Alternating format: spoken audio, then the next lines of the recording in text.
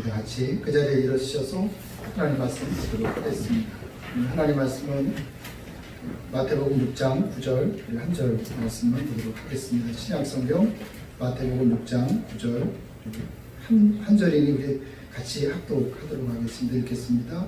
그러므로 너희는 이렇게 기도하라. 하늘에 계신 우리 아버지여 이름이 거룩히 여김을 받으시오며. 우리가 요즘 주일 11시 예배 때 우리 주님께서 가르치셨던 주기도문을 우리가 차근차근 공부를 하고 있습니다. 그럼 주님께서 우리에게 특별히 이 기도를 가르치셨다라고 하는 것은 신자들에게 있어서 기도가 그만큼 중요하다라고 하는 것을 사실은 우리에게 말씀하고 있습니다. 그리고 예수님은 우리가 복음서를 통해서 보게 되지만 예수님의 생애를 통해서 그런 기도의 능력과 기도의 축복과 기도의 중요성을 사실은 온 몸으로 우리에게 보여주신 분이시기도 합니다. 여러분들에게 기도는 어떤 것입니까? 여러분의 삶에서 기도는 얼마나 중요합니까? 우리가 주기도문을 좀 같이 공부를 하면서 이 질문을 스스로에게 계속해서 좀 던져봤으면 좋겠습니다. 우리가 잘 아는 종교 개혁자 마틴 루터는 기도는 신앙이고 오직 기도이다. 자, 기도는 신앙이고 오직 기도이다 라고까지 말할 정도로 기도를 굉장히 중요하게 여겼던 사람 가운데 한 사람이었는데, 실제로 루터는 하루에 2시간가량을 언제나 하나님 앞에 무릎 꿇어 기도했던 그런 신실한 기도의 사람이었다고 합니다. 자, 그런데 너무 바쁠 때는 참 놀랍게도 1시간 더 시간을 늘려서 3시간을 기도했다라고 하는 일화는 굉장히 유명합니다. 그런 루터가 남긴 아주 유명한 말이 있는데, 너무 바쁘다. 더 기도해야 되겠다. 그죠? 너무 바쁘다. 더 기도해야 되겠다. 그리고 실제로 그렇게 기도했던 사람이었습니다. 루터에게 기도란 하나님의 일을 계속할 수 있는 열정과 능력의 원동력이었던 것이죠. 그래서 이 시간에는 오늘 우리 함께 읽었던 9절 말씀을 중심으로 해서 기도가 중요한 이유가 도대체 뭘까? 우리 주님께서 기도를 그렇게 중요하게 여기셔서 가르치셨고 그의 삶 가운데 정말 중심에 차지할 만큼 중요했던 기도가 도대체 뭘까? 그 문제를 우리 9절을 중심으로 해서 함께 좀 생각해 볼 수 있는 시간이었으면 좋겠습니다. 첫 번째로 기도가 중요한 이유, 첫 번째는 하나님과 관계 맺는 방식이기 때문에 그렇습니다. 자, 우리 한번 9절 읽겠습니다. 시작. 너희는 이렇게 기도하라. 하늘에 계신 우리 아버지요. 예수님께서 이제 이렇게 기도하라고 말씀하시면서 가장 먼저 가르쳐 주신 것이 하나님입니다. 근데 그냥 하나님이 아니라 우리 아버지라고 말씀을 하셨어요. 이 이야기는 예수님의 아버지가 바로 우리의 아버지가 되신다. 그렇죠? 하나님의 아들이신 예수님만큼이나 내가 하나님으로부터 전폭적인 지지와 사랑을 받고 있는 존재이다. 그것을 먼저 가르쳐 주셨다라고 하는 것이겠지요. 우리도 아들이신, 하나님의 아들이신 예수님이 하나님과 더불어 누리신 것과 똑같은 친밀한 관계를 누릴 수 있는 그런 자격이 부여된 사람들이 바로 우리다. 그러니 기도하자. 사실은 그 말씀이죠. 그러면 하나님이 우리 아버지가 되신다라고 하는 게 도대체 뭘까요? 이 이야기는 우리가 언제든 어디서든 하나님께 달려나갈 수 있다는 것이고요. 그죠? 그리고 그런 우리를 우리 하나님께서 두 손을 벌려서 환영하신다라는 이야기 아닙니까? 언제든 어디서든 어떤 문제를 가지고든 하나님께 달려나갈 수 있어요. 하나님의 품을 향해서 돌진할 수 있어요. 그런 나를 하나님이 언제나 기쁨으로 받아주신다라고 라고 하는 그런 굉장히 깊은 의미가 있는 거죠. 이것이 기도고 이 놀라운 기도의 축복을 가르쳐 주시려고 사실은 예수님께서 가르쳐 주신 것이 주기도문입니다. 이사야 49장 15절에 보면 이런 말씀이 있습니다. 어미가 어찌 젖먹는 아이를 잊겠으며 자기가 낳은 자식을 불쌍히 여기지 아니하겠느냐. 만약에 그들이 자기 그 자식을 잊는다 할지라도 나는 결코 그들을 잊지 아니할 것이며 그들을 내 손바닥에 새겼다. 그들을 내 손바닥에 새겼다. 그렇게 말씀하세요. 여러분, 우리가 잘 아는 사실은 유명한 탕자 비유에서 가르치시려고 하시는 것이 이거잖아요. 둘째 아들이 어느 날 늙은 아버지에게 와서 유산을, 자기에게 돌아올 유산을 달래요. 여러분, 유산은 그냥 아버지가 돌아가면 그리고 나서 자식들에게 이 승계가 되는 거잖아요. 근데 둘째 아들이 와서 아직까지 연로하시긴 하시지만 아직까지 살아계세요. 그 아버지에게 유산을 나누어 달래요. 여러분, 아버지의 마음이 갈기갈기 찢어지지 않았겠어요? 세상이 무너지는 것 같지 않았겠습니까? 그리고 자기에게 돌아올 유산을 챙겨서 그냥 먼 나라로 떠나요. 아버지를 다 잊고 말았어요. 근데 탕자 비유에서 여러분 우리가 알고 느끼는 것처럼 그 자식을, 그 아버지는 한시도 잊지 않아요. 이 아들이 호랑망당하게 아버지 유산을 다 탕진합니다. 그리고 나서 그때 어쩔 수 없으니까 그때 자기 아버지를 생각하는 거예요. 죽을 것 같으니까, 안 될 것 같으니까 아버지에게 달려가는 거예요. 염치도 없지요. 자식이라 할지라도 너무하는 거죠. 근데 이 자식이 달려가는데 그 아버지가 이미 기다리고 있는 거예요. 아마 그날만이 아니었을 거예요. 매일 문을 열어놓고 매일 문 앞에서 그 자식을 기다리고 있었을 거라고요. 예수님이 하나님을 하늘에 계신 우리 아버지다 라고 말씀하시는 이유가 여기에 있어요. 제가 한번 여러분들에게 퀴즈를 해볼게요. 하나님이 하늘에 계시잖아요. 계세요. 그러면 하늘에 계신 그 하나님께서 뭘 하고 계실까요? 뭘 하고 계시느냐 하면 저와 여러분을 생각하고 계시죠.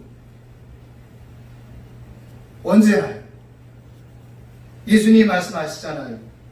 보화가 있는 것에 마음이 있다고. 우리는 하나님에게 있어서 전부예요. 우리는 하나님에게 있어서 우주예요.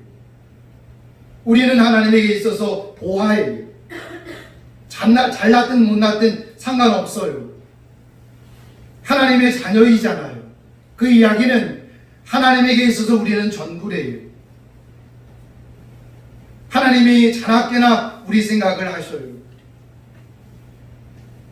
갓난아이를 엄마가 잊어버린다 할지라도 나는 결코 잊어버리지 않겠다라는 말의 의미가 바로 그런 의미예요.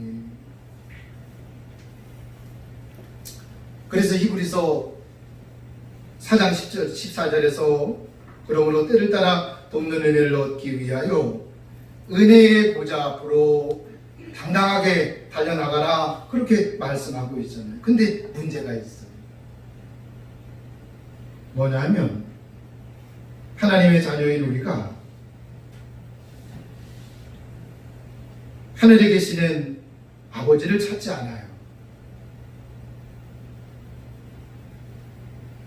기도하지 않아요. 이게 문제예요. 이게 코로나가 문제가 아니라 이게 문제예요. 진짜 문제는 이거예요. 이거. 하나님의 자녀들이, 아바의 아이들이 하나님을 찾아야 되는데, 하나님을 찾으면 되는데 하나님을 찾지 않아요. 자, 왜 이것이 심각한 문제인가? 우리 마태복음 7장 10절을 한번 좀 보도록 하겠습니다. 읽겠습니다. 시작. 찾으라, 그리하면 찾아낼 것이요. 자, 여러분, 이 예수님의 가르치신 주기도문은 마태복음 6장에 나와요. 그리고 나서 바로 다음 장에서 이 말씀을 하셨어요. 찾아라, 그러면 찾아낼 것이요. 이것을 여러분 뒤집으면 이런 이야기가 돼요. 찾지 않으면 하나님을 결코 발견할 수 없대요.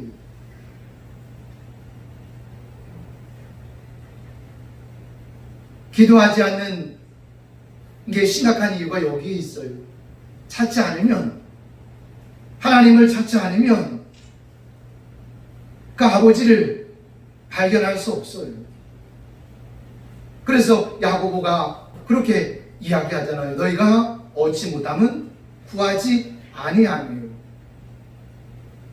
하나님의 영광을 보지 못하는 이유는 하나님의 얼굴을 구하지 않는 거예요. 하나님의 품을 경험하지 못하는 이유는 하나님의 품을 향해서 내가 달려나가지 않는 거예요. 찾아라, 그러면 찾아낼 것이요라고 말씀하셨어요. 하나님은 발견되기를 원하세요. 하나님은 발견되기를 원하세요. 그러나 그를 찾는 자에게만 그렇게 되기를 원하신다. 그래서 우리가 기도해야 된다는 거예요. 여러분, 우리가 기도하는 과정에서 하나님의 아빠 되심에 대해서 서서히 눈을 뜨기 시작해요. 그거 아세요? 기도하는 과정에서, 기도를 배워가는 과정에서 우리 예수님이 가르쳐 주셨던 하나님의 아빠, 아버지에 대한 것에 대해서 우리가 서서히 눈을 뜨기 시작을 한다고. 그러는 동안에 당당히 하나님의 사랑받는 자녀로 살아가는 체험으로 더 깊이 들어가게 되는 거예요. 애석하게도 대부분은 이런 삶이 있는 것조차도 몰라요.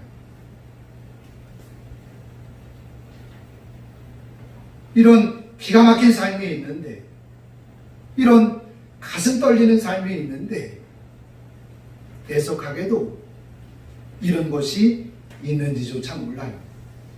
왜인지 아세요? 기도하지 않거든요. 잘못된 기도를 하고 있거든요. 여러분 인생에서 혹시 가장 중요한 것을 놓치고 살아가지는 않습니까? 우리가 함께 배우는 이 주기도문을 통해서 기도가 저와 여러분의 삶의 중심에 자리 잡게 되기를 주의 이름으로 축복합니다. 우리 한번 창세기 4장 26절을 한번 좀 읽어보도록 하겠습니다. 읽겠습니다. 시작. 셋도 아들을 낳고 그 이름을 에노스라 하였으며 그때의 사람들이 비로소 여호와의 이름을 불렀더라. 사람들이 최초로 하나님을 찾았던 기록이었어요. 이 성경에 나오는 첫 번째 기록이에요. 여호와의 이름을 불렀다라고 하는 것은 비로소 기도하기 시작했대요. 사람들이 비로소 하나님을 찾았고 하나님의 얼굴을 구하기 시작했대요. 그러면서 이 본문에서는 정확하게 그 이야기를 하지 않고 있지만, 그러나 우리가 얼마든지 그 행간을 읽어낼 수 있어요. 그러면서 아담의 죄로 인해서 깨어진 채 있었던 하나님과의 관계가 복원되기 시작을 했대요. 그때까지는 하나님과의 관계가 깨어진 채로 있었어요. 하나님의 아버지 되심에 대해서 전혀 알지 못했어요. 근데 기도하기 시작하면서, 하나님을 찾기 시작하면서, 하나님의 얼굴을 구하기 시작하면서 그렇게 깨어진 채 있었던 하나님과의 관계가 서서히 복원되기 시작했다는 거예요. 여러분, 기도만이 깨어진 채 있는 하나님 아버지와 나와의 관계를 새롭게 회복할 수 있는 유일한 길입니다. 주님이 주기도문에서 가르쳐 주시려고 하셨던 것이 이거예요. 하늘에 계신 우리 아버지. 그렇죠? 기도만이 하나님과 나와의 관계를 다시 세울 수 있어요. 그래서 기도하라는. 두 번째로, 기도는 하나님과 동역하는 방식이기 때문에 기도가 대단히 중요합니다.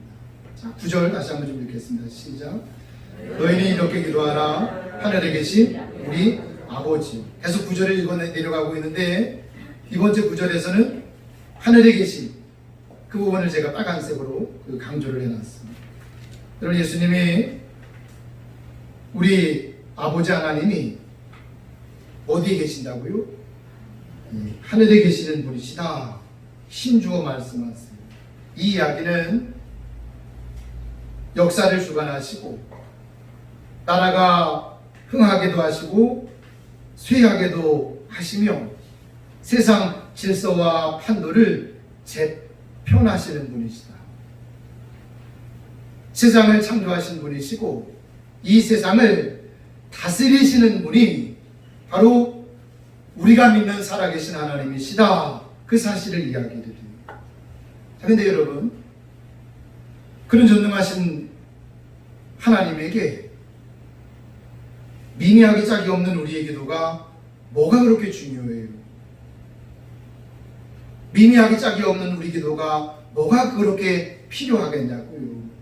자, 그런데 마치 하나님의 영광과 하나님의 나라와 하나님의 뜻이 우리에 의해서 좌지우지되어지는 것처럼 이 중대한 문제를 놓고 하나님께 나아가 기도하라고 가르치고 계세요.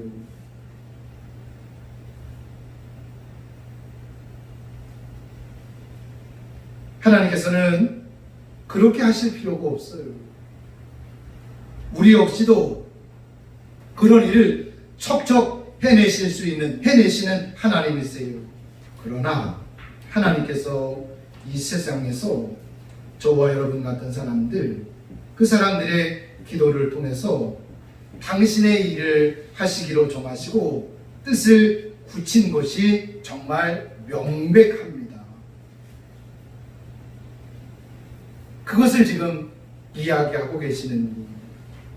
그래서 예수님은 우리더러, 저는 생각해 보세요. 이거 뭐 소름이 쫙 돋지 않아요? 우리더러 그분의 영광과 그분의 나라와 그분의 뜻이 하늘에서처럼 이 땅 위에 이루어지기를 위해서 기도하라고 말씀하세요. 이거 하나님의 사역이잖아요. 근데 이 하나님의 사역에 나를 동역자로 부르시는 거예요. 하나님과 동역할 수 있는 유일한 길이 뭐예요? 하늘에 계시는 우리 아버지께 나아가 기도하는 거예요. 이것이 기도라고 지금 말씀하고 계신다. 자, 이 바울이 지금 이 주님의 가르침의 이 핵심적인 내용들을 좀 실제적인 방식으로 가르치고 있는 내용이 있는데, 디모데전서 2장 우리 1절 2절을 보도록 하겠습니다. 읽겠습니다. 시작. 그러므로 내가 첫째로 원하노니 모든 사람을 위하여 간구와 기도와 도구와 감사를 하되 임금들과 높은 주위에 있는 모든 사람들을 위하여 하라. 자, 이런 이야기. 우리가 아는 모든 방법을 다 동원해서 우리가 아는 모든 사람들을 위하여 기도하래요. 우리가 아는 모든 방법들을 다 동원해서 우리가 아는 모든 사람들을 위해서 기도하래요. 그리고 한 발 더 나갑니다. 위정자들과 정부가 이 나라를 바르게 다스릴 수 있게 기도하라고 지금 요청하고 있어요. 여러분, 이게 지금 무슨 이야기냐면 개인의 생사화복과 나라의 흥망성쇠를 주관하시는 분이 기도하는 사람과 동역하시겠다는 이야기잖아요. 개인의 생사화복을 주관하시는 분이시잖아요. 근데 그 하나님이 나의 기도를 요청하세요. 나에게 기도하라고 종용하세요. 나라를 세우기도 하시고 망하기도 하시는 분이시잖아요. 그 하나님이 이 나라의 민족을 위하여, 위정자들을 위하여, 통치자들을 위하여 기도하라고 하시잖아요. 하나님이 하시는 일에 나를 동역자로 부르고 계시는 거잖아요. 어떻게요? 기도를 통해서요. 이게 여러분 기도예요. 기도에 대한 정의를 우리가 다시 내릴 필요가 있어요. 여러분, 기도는 단순히 내 소원을 아뢰는 정도가 아니, 큰 영광이고 사실은 막중한 그 사명이죠. 그래서 사무엘상 12장 23절에서 사무엘이 이스라엘 백성들을 모아놓고 이런 고백을 하잖아요. 나는 너희를 위하여 기도 쉬는 죄를 범한 적이 없다. 그죠? 여러분, 백성을 축복하시는 분은 하나님이시잖아요. 근데 백성을 축복하시려고 하시는 하나님의 일에 사무엘이 기도로 동역을 했어요. 나는 이 일을 게을리 한 적이 없다. 바꿔 이야기하면 뭐예요? 사무엘이 하나님을 향해서 간청을 했고 하나님이 그의 기도를 듣고 그 백성들과 그 나라를 축복하셨다는 이야기잖아요. 사무엘이 뭐라고요? 사무엘이 뭐라고요? 근데 하나님이 그렇게 뜻을 정하셨다니까요. 하나님이 그렇게 이 세상에서 당신의 일을 이루어 가신다니까요. 그래서 바울이 우리가 아는 모든 방법으로 우리가 아는 모든 사람들을 위해서 기도하라, 그렇게 요구하고 있는 겁니다. 하나님이 소돔과 고모라를 심판하시기 전에 기도의 사람 아브라함에게 이 사실을 알리셨잖아요. 그리고 이 사실을 하나님을 통해서 듣게 되어진 아브라함이 즉시 하나님께 나아가 기도하기 시작합니다. 다 아는 내용이죠. 하나님, 그 도성에 의인 50이 있으면 어찌하시겠습니까? 의인이 50이 있으면 내가 그 성을 멸하지 않겠다. 하나님 45명이 있으면요. 하나님 40명이 있으면요. 하나님 20명이 있으면요. 하나님 10명이 있으면요. 10명이 있어도 내가 그 성을 멸하지 않겠다. 여기에서 아브라함의 기도가 멈추는데 아마 아브라함이 감히 더는 묻지 않았지만 하나님 의인 2-3명이 있으면요. 아마 하나님은 이렇게 말씀하셨을 거예요. 내가 그들로 인해서 그 성을 멸하지 않을 것이다. 하나님이 소돔과 고모라를 심판하려고 하세요. 근데 심판하시려는 하나님을 막아서서 그 성 백성들의 용서와 그들의 구원을 호소하는 사람을 찾고 계셨어요. 그런 의인을 찾았지만 찾지 못했고 결국은 하나님의 진노가 그 성에 쏟아지고 말았잖아요. 근데 창세기 19장 29절 가운데 보면 이런 말씀 하나가 소개가 됩니다. 하나님께서 아브라함을 기억하셔서 그 성을 멸하시는 중에 롯을 재앙에서 건져주셨다. 이게 기도예요. 하나님의 뜻을 돌이키시잖아요. 그 성을 멸하시겠다라고 말씀하셨잖아요. 근데 아브라함이 하나님께 나아가 하늘에 계신 아버지께 구하기 시작을 해요. 하나님이 그 성을 멸하시는 중에 아브라함을 기억하시고 아브라함의 부탁을 기억하시고 멸하시는 중에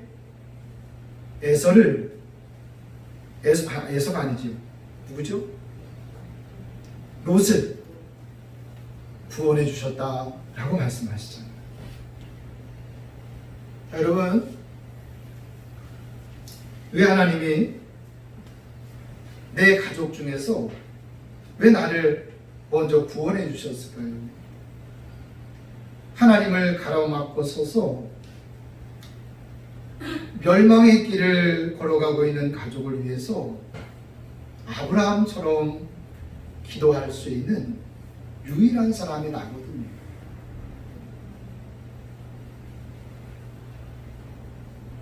그죠? 멸망의 길을 걸어가고 있어요. 하나님을 가로막고 서서 울면서 간절하게 기도할 수 있는 유일한 사람이 나거든요. 그래서 나를 먼저 구원해 주신 거예요. 주 예수를 믿으라, 그리하면 너와 내 집이 구원받게 될 것이다 라는 말의 의미가 그런 의미예요. 여러분, 이 시대에 정말 필요한 사람은 손가락질을 하면서 비판하는 사람이 아니라 이 세상을 주관하시는 아버지께 나아가, 아버지께 조용히 나아가 위정자들과 현 정부를 위해서 두 손을 모으는 사람이에요. 왜요? 하나님이 일하시니까요.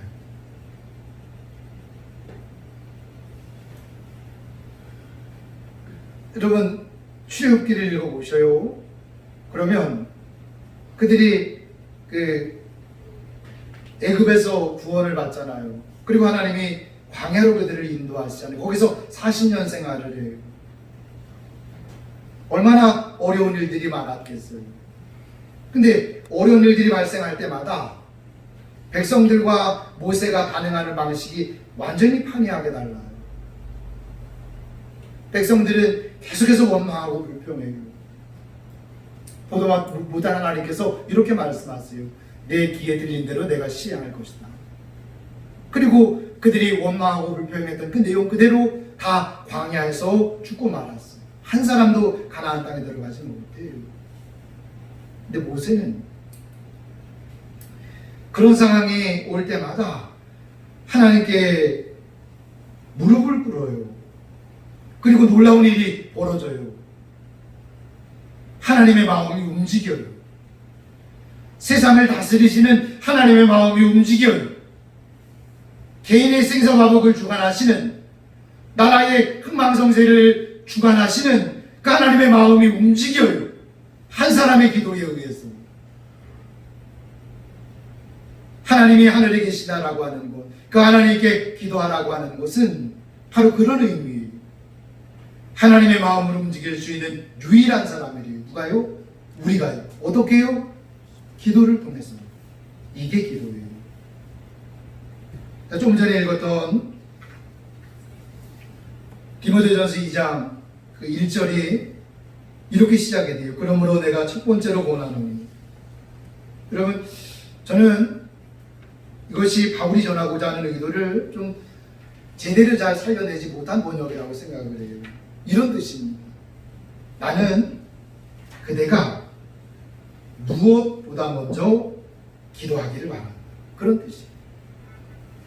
왜요? 하나님과 동역하는 일이니까요. 그렇죠? 하나님과 동역하는 일이니까요. 그래서 여러분 생애 가운데 이런 말은 좀 여러분 입에서 좀 거두어왔으면 좋겠습니다. 나 같은 사람이 기도한다고. 정말 제가 지난번에 얘기했던 참 한심한 사람입니다. 아니에요. 야고보서에서 이야기하잖아요. 하늘을 열고 나갔던 엘리야가 우리와 성경에 같은 사람이라고. 보잘것 없는 사람이었어요. 그런 사람이 기도하는데 하나님의 마음이 움직여요. 우리가 기도해야 되는 이유입니다. 마지막으로 기도가 중요한 이유는 뭐냐면 기도는 기도를 통해서만 배울 수 있기 때문에 그렇습니다. 자, 우리 한번 구절을 좀 다시 한번 읽어보도록 하겠습니다. 같이 시작. 너희는 이렇게 기도하라. 하늘에 계신 우리 아버지. 이제 빨간 줄만 한번 빨간 글씨만 읽어볼까요? 시작. 너희는 기도하라. 네, 너희는 기도하라. 지금까지 여러분 기도가 무엇인가를 우리는 배웠습니다. 하나님과 관계 맺는 방식이고 하나님과 동역하는 방식이 기도라고 말씀을 드렸습니다. 그러나 여러분 이 지식만으로는 우리가 기도 생활을 지속해 나갈 수 없다는 것을 여러분 경험으로 알고 있잖아요. 그죠? 저 여러분 기도하시나요? 항상 기도하시나요? 언제나 기도하시나요? 아니잖아요.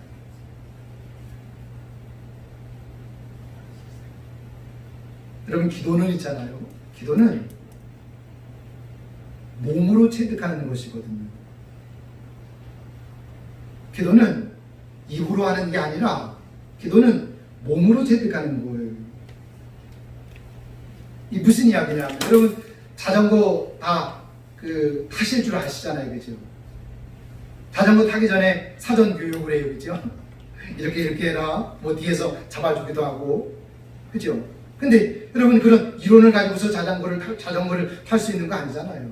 넘어지고 쓰러지고 넘어지면서 그러면서 자전거를 배워요. 아니 자전거를 배우는 게 아니라 몸이 자전거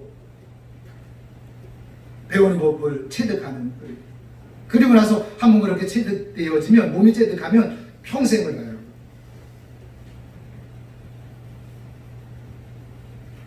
기도의 중요성을 알잖아요. 그죠? 기도해야 된다는 걸 알잖아요. 이 지식이 몸에 새겨지는 것을 달리 표현하면 습관이라고 합니다. 이 지식이 내 몸에 새겨지는 것, 이 지식이 내 몸에 새겨지는 것을 가리켜서 습관이라고 합니다. 여러분 생각해보면 우리는 대부분의 중요한 일들을 습관적으로 하잖아요. 먹고 마시고 자고 일어나고 출근하고 공부하고 운동하는 거 다 습관이잖아요. 기도도 마찬가지. 습관으로 자리 잡기까지가 어렵지 습관이 되면 어떤 일이 발생을 하느냐면 기도가 굉장히 자연스러운 일상이 돼요. 여러분 왜 기도가 안 되는지 아세요? 왜 기도가 쉽지 않은지 아셔요? 이렇게 물어보면 돼요. 여러분 왜 그 자전거를 배우려고 하는 사람에게 있어서 단순한 자전거 타는 게 그렇게 쉽지 않으면 어려울까요? 이게 몸으로 체득하지 않은 상태거든요. 기도가 중요하다는 거 알아요. 근데 잘 안 돼. 왜 그럴까요? 몸이 배우지 못했어요. 습관이 되지 못했다는 거예요. 교육은 모르는 것을 배우는 거라면 훈련은 아는 것을 반복해서 내 것으로 삼는 거예요. 내 것으로 만드는 거예요. 습관이 되기까지. 그렇죠? 자, 그러니까 지금까지 우리는 기도를 글로만 배운 거예요. 그죠? 이 몸이 배워야 되는데 글로만 배우는 거예요. 자, 마지막으로 누가복음 22장 39절을 읽겠습니다. 시작. 예수께서 나가사 습관을 따라 감람산에 가시니. 여러분 왜 예수님이 감람산에 가셨을까요? 예, 거기에 겟세마네 동산이 있는 곳이었거든요. 기도하기 위해서요. 근데 놀라운 것은 예수님이 습관을 쫓아가셨대요. 무슨 이야기냐면 예수님조차도 반복적인 훈련을 통해서 기도가 삶의 습관으로 자리를 잡았대요. 예수님조차도 여러분 기도가 술술술술 된 게 아니에요. 그죠? 훈련을 한 거예요. 반복을 한 거예요. 그러면서 그것이 일상적인 것이 된 거예요. 여러분 습관이 영성의 습관이 영성입니다. 기도를 몸으로 체득해야만 합니다. 그러니까 기도를 몸으로 체득하는 한 가지 방법은 딱 하나밖에 없어요. 반복적인 훈련이에요. 그래서 여러분 이제 좀 말씀을 좀 마무리를 하겠습니다. 제가 지금부터 한 1, 2분 정도 하려고 하는 얘기를 잘 들으십시오. 여러분 기도 시간을 꼭 기억하시고 좀 삼으셨으면 좋겠습니다. 기도 시간을 무리 없이 정하세요. 뭐 제가 설교 초반에 뭐 루터는 하루에 2시간 또 바쁠 때는 3시간 이렇게 주눅 들지 말고요. 10분도 좋습니다. 20분도 좋습니다. 기도 시간을 처음부터 많이 정하시지 마시고요. 무리 없이 정하세요. 그리고 일단 정했으면 무슨 수를 써서라도 꼭 지키십시오. 그 시간을 여러분의 가장 중요한 일로 삼으십시오. 그것만은 절대 바꿀 수 없다는 것을 나 자신에게도 그리고 주변 사람들에게도 알리십시오. 그리고 그 시간에 꼭 기도하세요. 거기서 그렇게 성실하게 해 나가다 보면 기도가 습관으로 자리 잡으면서 기도가 일상이 됩니다. 그렇게 되면 기도는 삶의 일부가 아니라 여러분의 삶의 전부가 돼요. 그게 쉬지 말고 기도하라는 말의 의미예요. 그러면서 하늘에 계신 아버지와의 친밀한 교제가 일상적인 것이 되기 시작을 합니다. 막연했던 하나님이신데, 글로 배우던 하나님인데, 이렇게 기도가 일상적인 것이 되어지면서부터는 하나님과의 친밀한 교제가 일상적인 것이 되기 시작합니다.